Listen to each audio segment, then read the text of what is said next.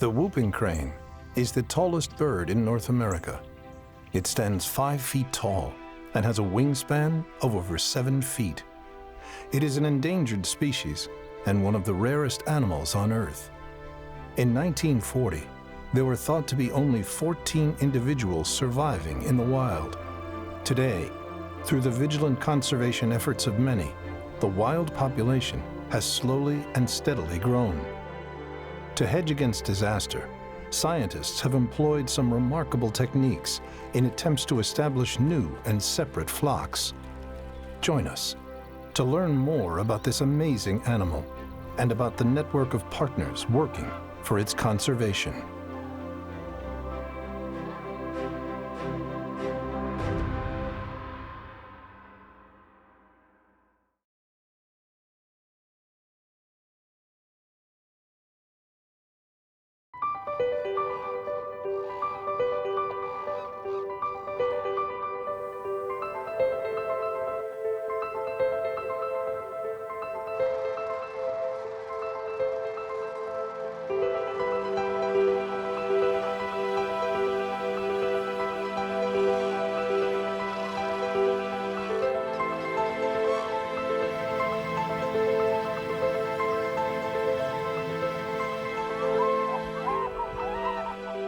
There are 15 species of cranes, and they live on all continents except Antarctica and South America. We don't know why there aren't any cranes in South America, but apparently there never have been.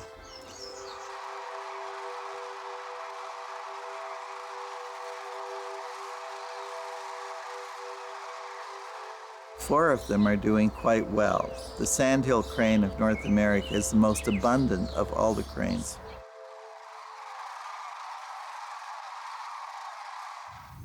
The remaining 11 species are threatened through loss of habitat, in some areas threatened by killing or poisoning. There are many threats to them.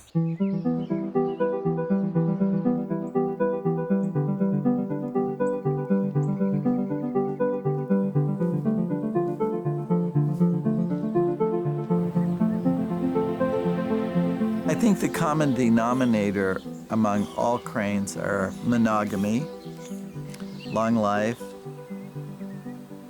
We had one bird that lived to be 84 years old in captivity. Dependence on wetlands or grasslands and wide expanses of it for successful breeding. The birds are territorial. They require many, many acres of land for a pair to successfully have enough food for their chicks. They nest on the ground. They have small clutches of eggs, 2 or 3 eggs at the most, and usually only rear one chick every few years. They have incredible migrations. The longest migration of any crane is the sandhill crane, that flies 2,000 miles from Alaska into Siberia to breed, then comes back and flies all the way to Mexico and New Mexico. So a one-way ticket is about 4,000 miles. Most cranes are quite omnivorous, although each species has unique adaptations for feeding on certain things. Some cranes have very, very long and beaks and powerful necks that can drill into the ground and dig out tubers, sometimes quite deep.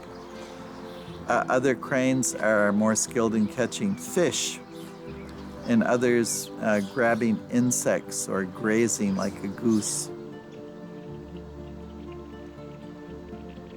I think the charisma of a crane lies in its beauty. It's been said that there's nothing a crane does that isn't graceful. They have dramatic calls and displays, especially their dance. And they lavish care on their young, so they're revered in so many cultures. In northern Siberia, the indigenous people in Yakutia They believe that if you see a Siberian crane, you'll be happy for the rest of your life, or you'll be healed if you have a disease.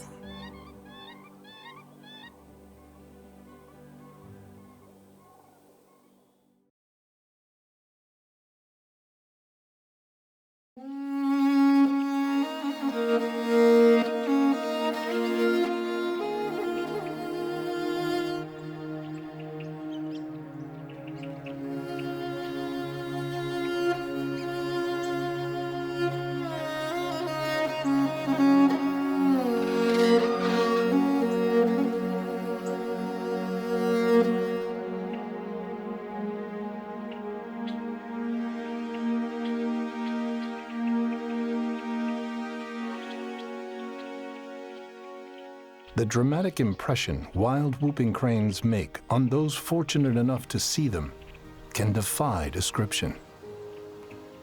When you see these birds, it's sort of a religious experience. It's a very, very special thing. I think there's a lot that's special and unique about this animal.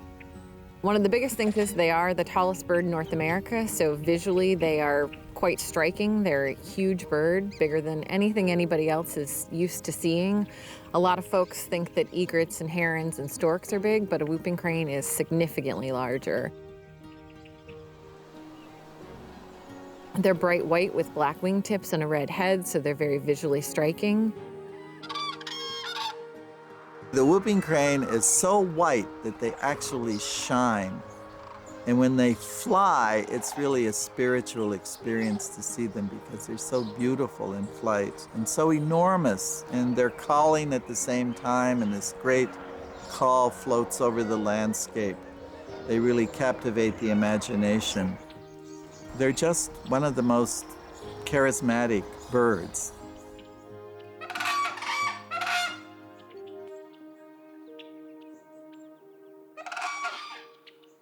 Their loud voice is made possible by a windpipe that coils like a French horn within their breastbone, and it amplifies the call because it's fused to the bones of the sternum and the air sacs that border that to create this wonderful symphony of calls.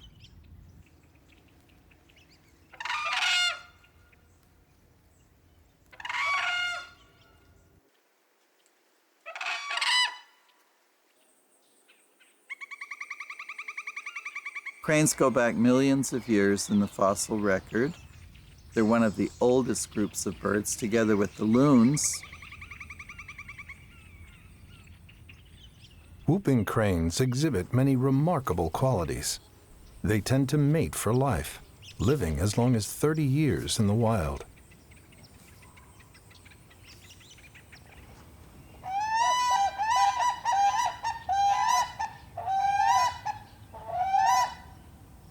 Their lifelong pair bonding is often reaffirmed through ritualized dancing and unison calls.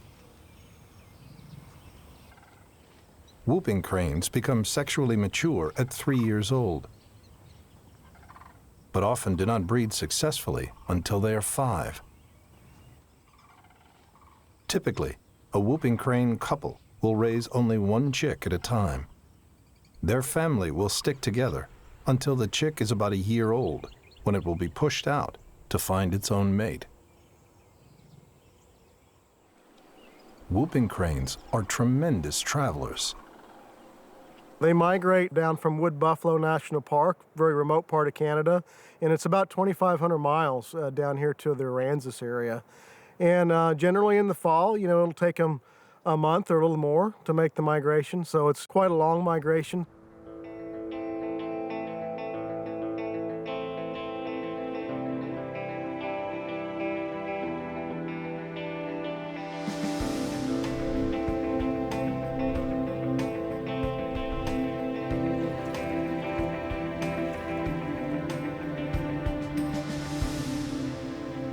Aransas National Wildlife Refuge is on the Gulf Coast of Texas, about an hour's drive north of Corpus Christi.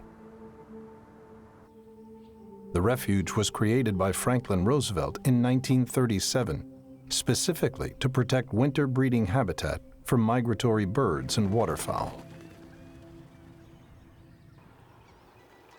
Whooping cranes winter in the Aransas area from late October to mid-April. Here, the whooping cranes enjoy the warm climate and abundant food, especially blue crabs. Whooping cranes are omnivores, taking advantage of whatever food the landscape provides. They eat anything from insects and amphibians to wolfberries, plant tubers, and even snakes. After spending the winter feasting on the Gulf Coast of Texas, whooping cranes take flight, migrating back to their summer breeding territories in northern Canada.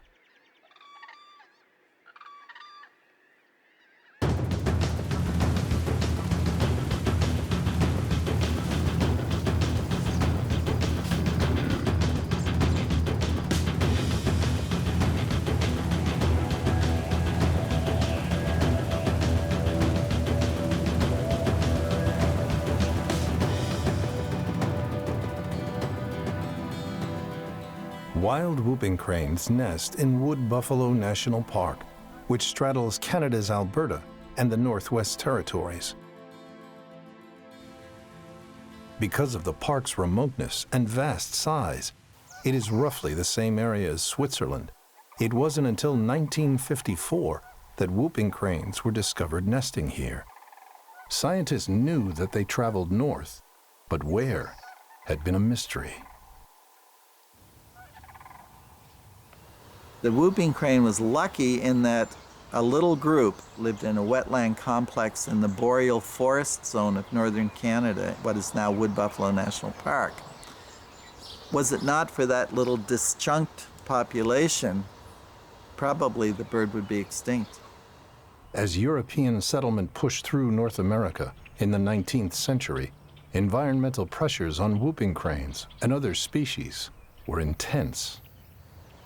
This tall grass prairie was instantly, within a century, transformed into the food basket of the world.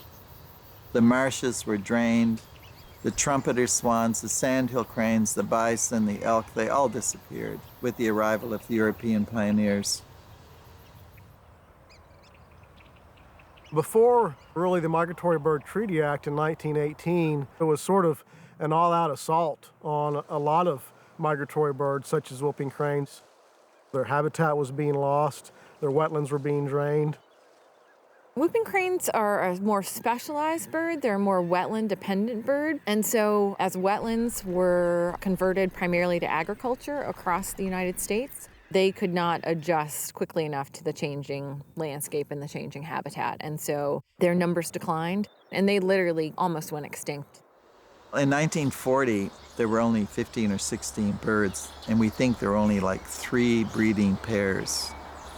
So I think that those 15 survivors likely had such high genetic quality to have been the survivors that they were able to carry the race along. There were several things that were done by both Canada and the U.S. to try to reduce the losses of birds. One thing was the passage of the Migratory Bird Treaty Act, and then it was really about habitat protection throughout the range of the species.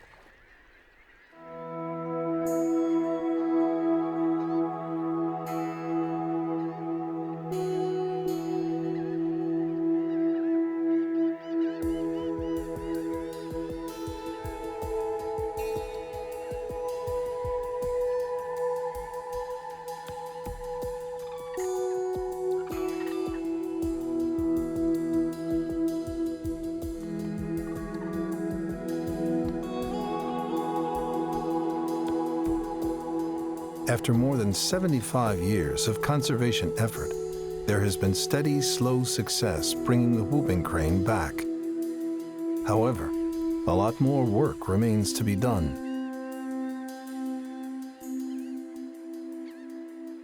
What we'd like to see and what a lot of our planning goals revolve around is having 1,000 birds in this population. And so we're planning in terms of how much habitat do you need to basically provide housing for 1,000 whooping cranes. While the recovery of the wild flock of whooping cranes has been remarkable, the species remains in great peril. They migrate over 2,700 miles, and they often stop here and there in areas that are not protected. And collision with power lines or shooting by accident or design, are threats during their passage. Certainly the threats are a little bit different if you're talking about Canada versus here, but let's start off talking here on the Texas coast. What we're seeing is sea level rising all over the coastal areas due to climate change. They're going to be inundated by water and too deep to use. So habitat is definitely a limiting factor here in the long run as the population grows. And other issues are we do have a lot of oil and gas activity and transportation along the Gulf Coast, along the intercoastal waterway. And spill issues are always on the top of our minds. In my opinion, the biggest threat today is loss of winter habitat in Texas. They require salt marshes full of blue crabs that's created by a mixture of fresh and salt water, fresh water coming from rainfall or from the inflow of rivers, particularly the Guadalupe River. And should you have extended drought, and should river water be diverted for human use, the salt marshes along the coast become too saline. The blue crabs leave, go for deeper water that's less saline, and there's very little food for the whooping cranes.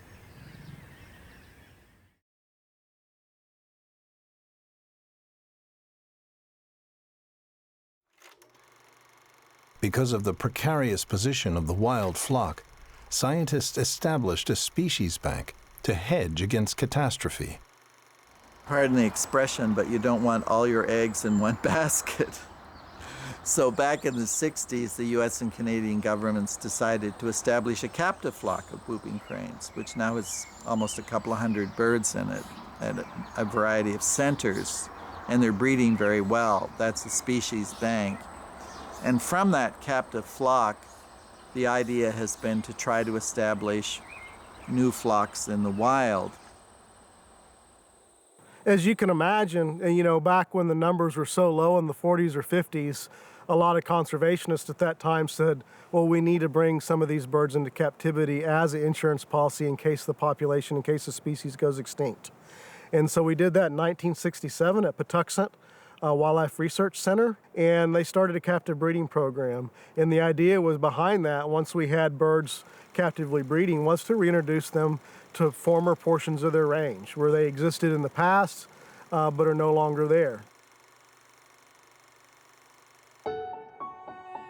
For decades, Patuxent and the International Crane Foundation have been hatching whooping crane eggs in incubators. After about a month, a chick begins to emerge in an epic struggle that can last as long as 2 days.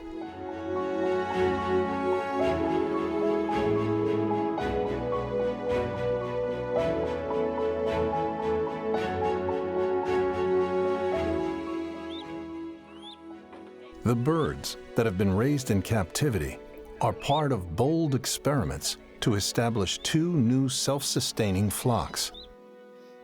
One is to get a migratory flock from Wisconsin going down to the southeast, and another one is to have a non-migratory flock in Louisiana. These reintroduction efforts are still works in progress. Neither the Wisconsin population or the Louisiana population are self-sustaining at this point. The first problem scientists had to tackle: how to raise young birds when no parents are available.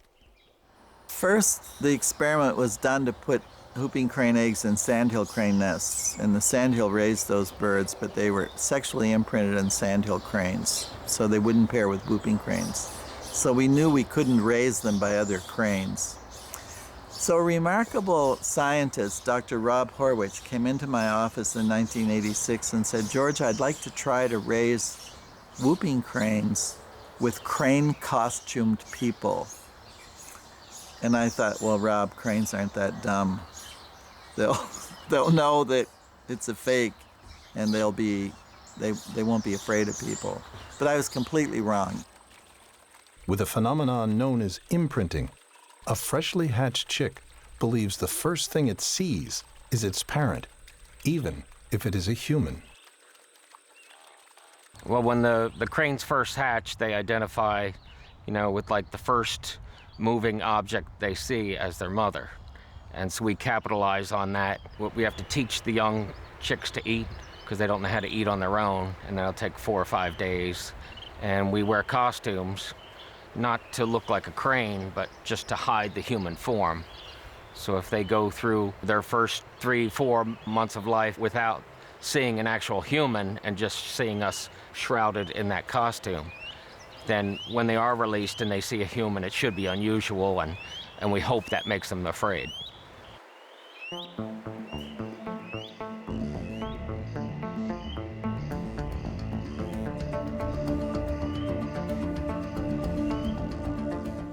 The first few months of a crane's life are an extraordinary period of time. A newly hatched chick can't even stand on its own and fits in the palm of a hand. In just 90 days, the bird will grow to its full height of about 5 feet.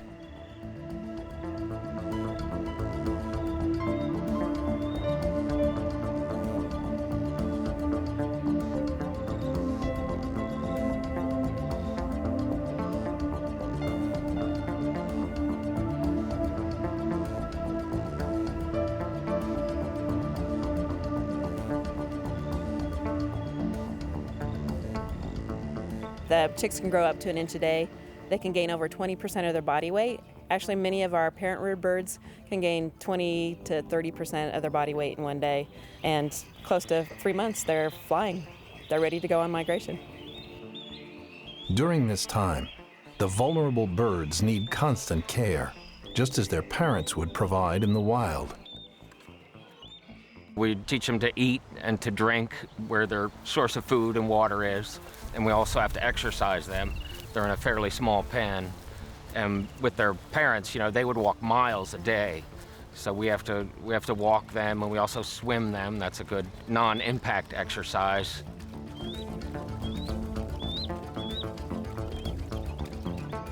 Chicks are raised in pens with the sounds of wetlands piped in 24/7.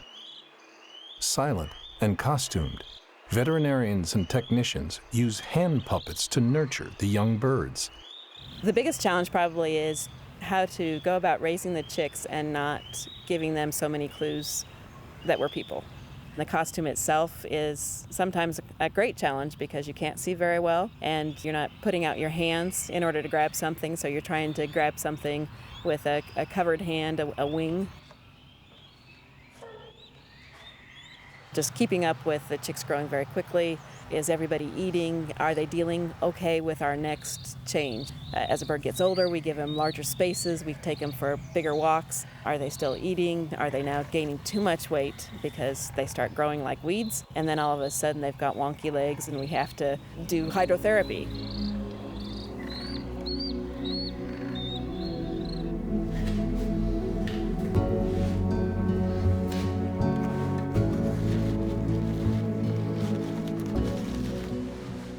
Today, there are about 160 whooping cranes in captivity in several locations, including the Calgary Zoo, the Audubon Species Survival Center, and the San Antonio Zoo. The 2 largest facilities that maintain captive flocks of whooping cranes are Patuxent Wildlife Research Center in Maryland and the International Crane Foundation in Wisconsin. Many of the chicks raised in these places are destined to be part of an audacious experiment known as the Eastern Migratory Flock.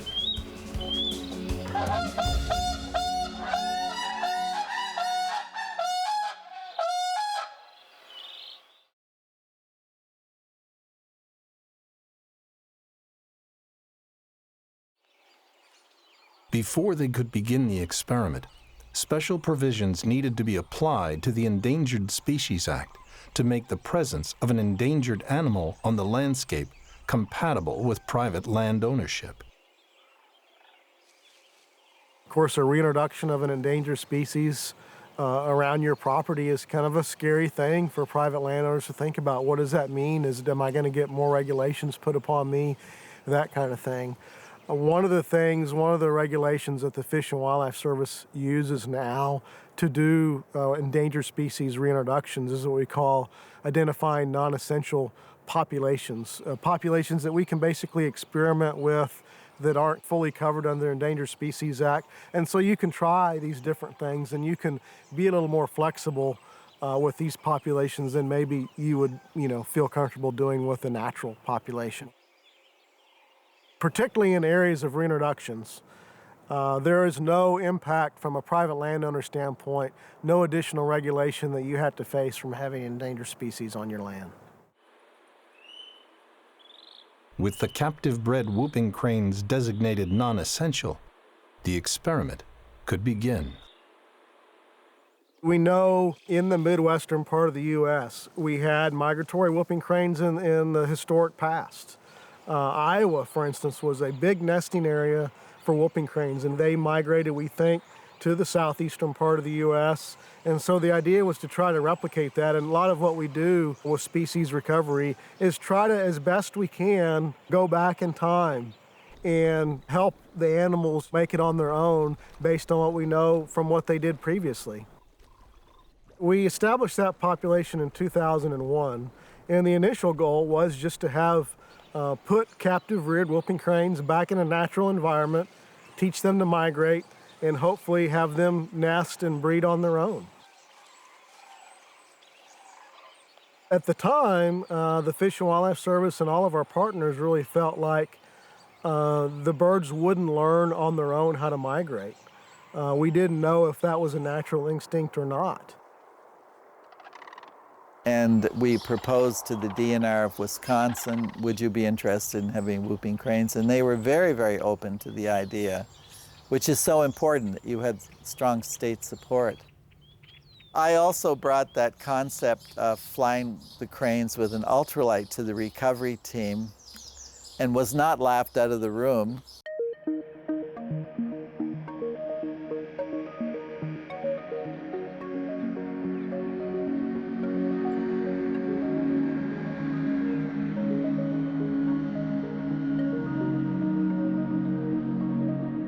And then Operation Migration took it to one more level. Okay, we raise them in captivity, they're imprinted properly, but now the pilot will wear the costume. So the cranes think, oh, now Mama's in the plane, and off they go.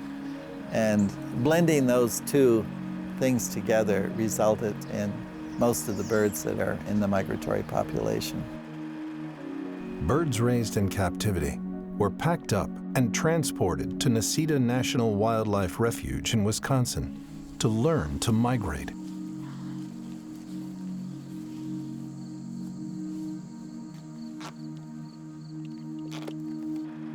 Birds were trained to follow ultralight planes with costume pilots at the helm.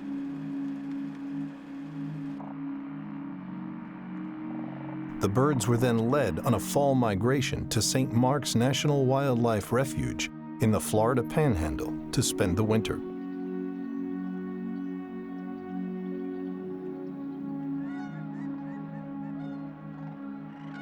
In the spring, with GPS-like instinct, they find their own way back to Necedah, where they nest in the summer. We've had issues with reproductive success. And that's the key with the reintroduction. You don't want to be in a situation where you're continually having to release birds that were reared in captivity. The idea is to have birds that learn how to make a go of it on their own. They get in the wild, they pair up with other birds, and they breed, they nest, and they have, chicks of their own and offspring of their own, and the population grows that way. Unfortunately, we haven't seen that in the eastern migratory population to any great extent. The lesson? It is very difficult to put animals back into a landscape once they have vanished.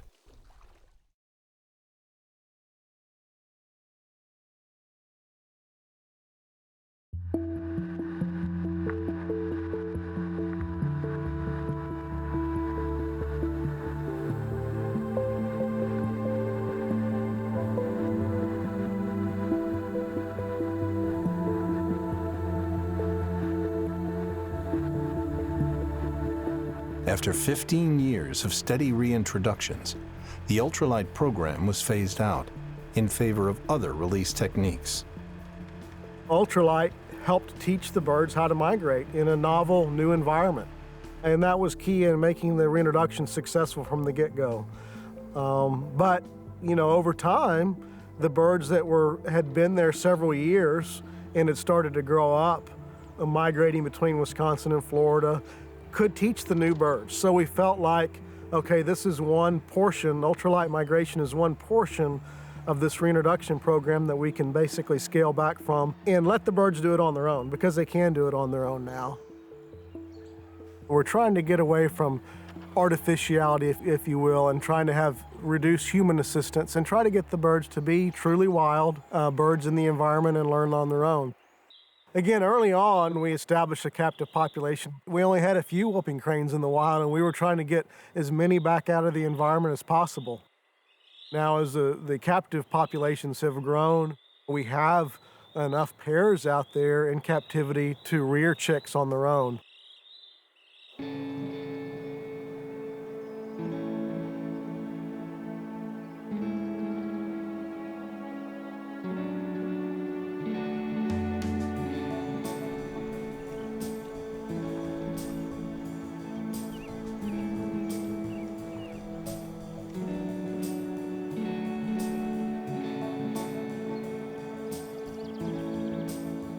Today, there are enough breeding pairs in captivity that some chicks can be raised by surrogate whooping crane parents.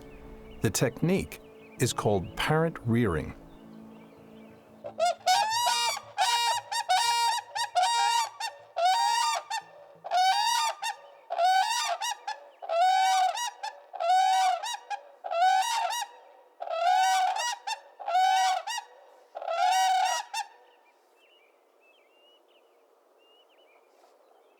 The aim is still to release in Wisconsin with the hopes of full migration to Florida, but with a lot less human intervention, no costumes or ultralights.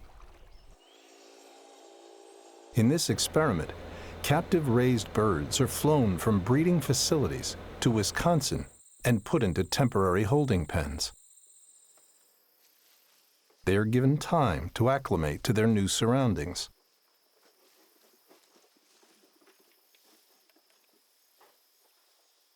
Prior to release, each bird gets a final vet check and a color-coded leg band. I don't think we want 4 birds. No, that's right. No. In many cases, birds will also have transmitters attached to their legs that will aid in future locating. All of the birds in the eastern migratory flock are closely monitored year-round. Tracking vans equipped with special antennas strive to keep a regular eye on every single bird. Observers learn whether birds are paired up and generally where they like to roost and forage. Once they have staked out a territory, whooping cranes tend to be fairly habitual, visiting the same locations regularly. When a suitable pair is observed, a temporary netted enclosure is set up in their territory, and a chick is placed inside.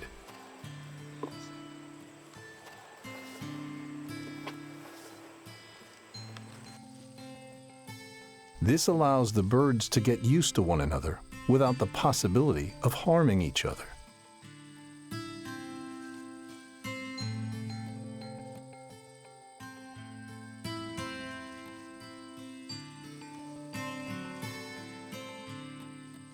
After a few days, if an adoption seems likely, the netting is opened and the chick is free and wild.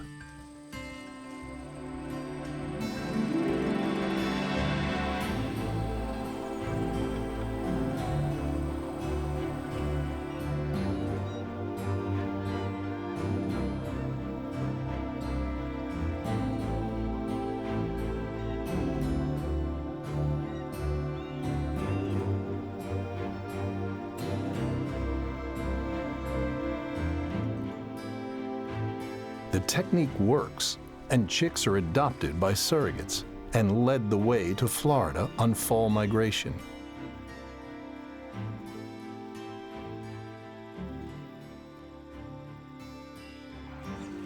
Scientists believe that while costume rearing and ultralight-led migration has been successful at putting birds back into the landscape, birds raised with these techniques are somehow missing vital parenting and nurturing skills.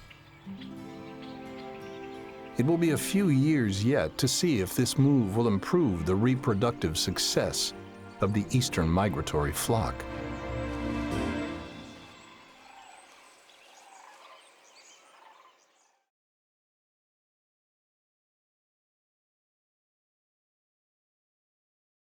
With the captive breeding program successfully churning out good numbers of birds, a second reintroduction experiment could take place. We started the Louisiana reintroduction project in 2010. Very excited about this reintroduction project. One of the last places outside of Texas in the U.S. that had whooping cranes. As many people know, Louisiana is known for its wetlands and known for its birds, highly productive. This is where they were in the very recent past. We wanted to get them back out on the landscape. This is a state-run project. Louisiana Department of Wildlife and Fisheries manages this project, and we have that state support and partner support, which is so important.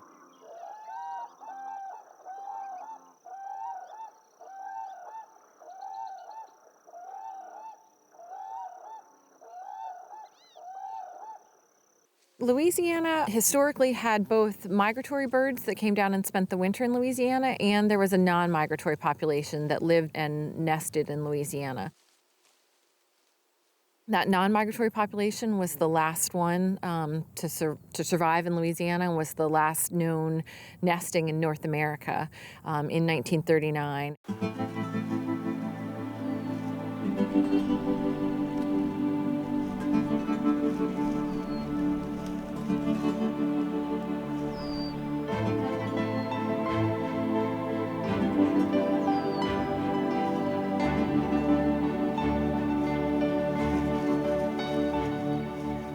We all agree that Louisiana is likely the best place for these birds. The reason that we didn't put them in Louisiana to begin with is because the state of Louisiana at one point did not want them. At that time, because they were classified as endangered, the state was not interested. There's a very strong history and culture of hunting in Louisiana, and folks were worried about the idea of having the government reintroduce an endangered species and what kind of regulations or restrictions that might place on their ability to hunt and fish and recreate, and so there was not interest at that time. When the non-essential experimental amendment was developed, that sort of paved the way for some of the other reintroductions, and then later on for this introduction as well.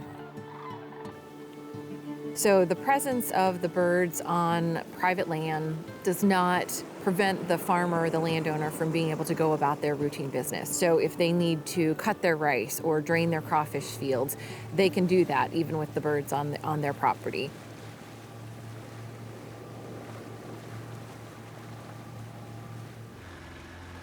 For the Louisiana releases, captive bred birds are flown in and then driven by boat to a remote area deep in the marsh.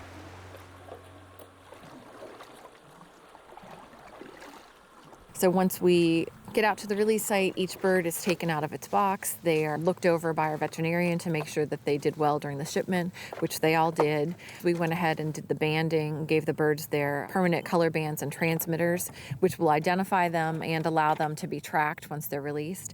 And then they were carried out and put into the top-netted section of our release pen.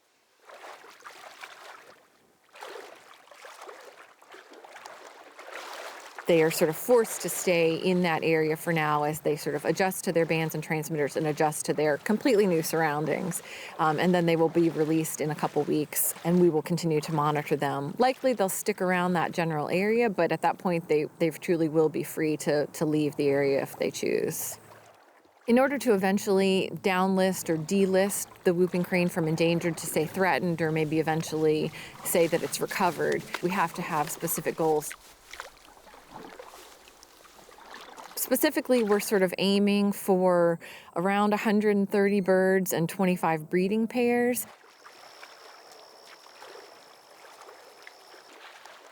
It is a bit early to tell. I mean, it's a very young population, and these birds don't usually breed until they're 3 or 4 years old. But simply from a habitat quality perspective, I think the chances of success in Louisiana are very high.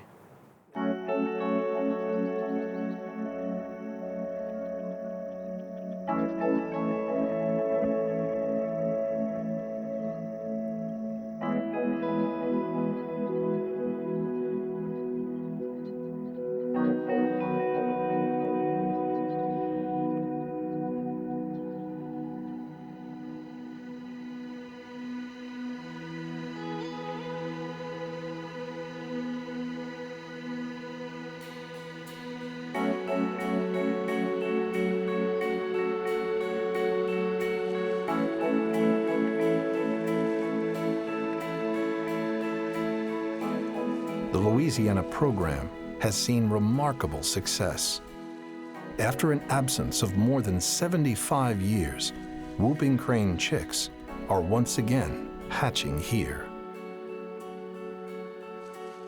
I think the Louisiana experiment has really shown some new things. The whooping cranes in Louisiana are actually nesting for the most part on private lands in rice fields that are used for rice production and crawfish production.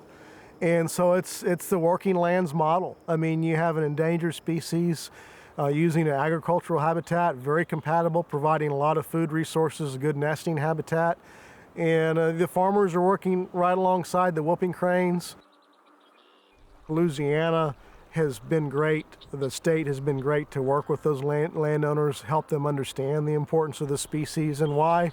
It's just a really neat thing to have a bird back on the landscape that was here in your state 70 years ago, and they're back.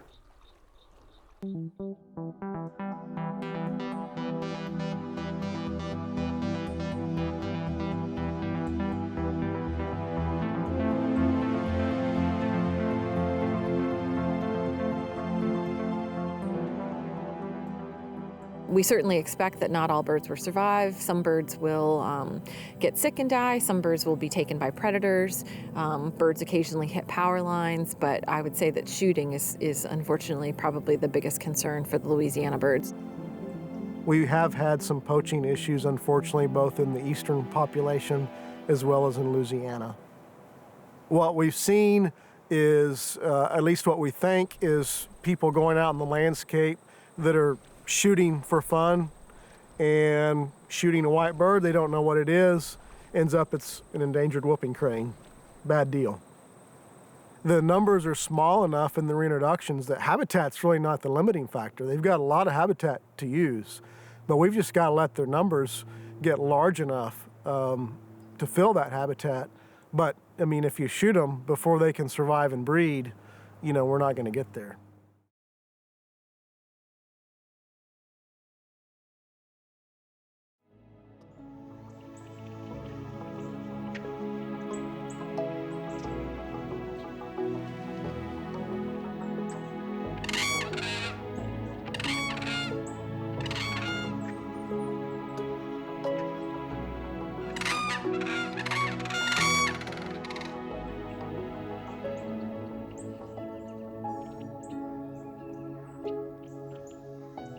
From a low of 15 birds in 1940, today we have more than 800 and growing. A rarity among endangered species, one whose numbers are trending upward. The importance of the work we do with whooping cranes, I think, sort of transcends even just the species. I mean, you look at the beautiful places and the habitat that these birds and all the other wildlife that use those places. And I really think of whooping cranes as a flagship species for a lot of the work we're trying to do with wildlife conservation around the continent. I mean, if we can get whooping cranes populations back up and recovered, then we do so much for all the other wildlife species that surround them. When I see the works of man, like the Taj Mahal or the Great Wall of China, you realize they could be rebuilt exactly as they are today. They can be recreated. But cranes and other species, when they're gone, they're gone. They can't be reconfigured.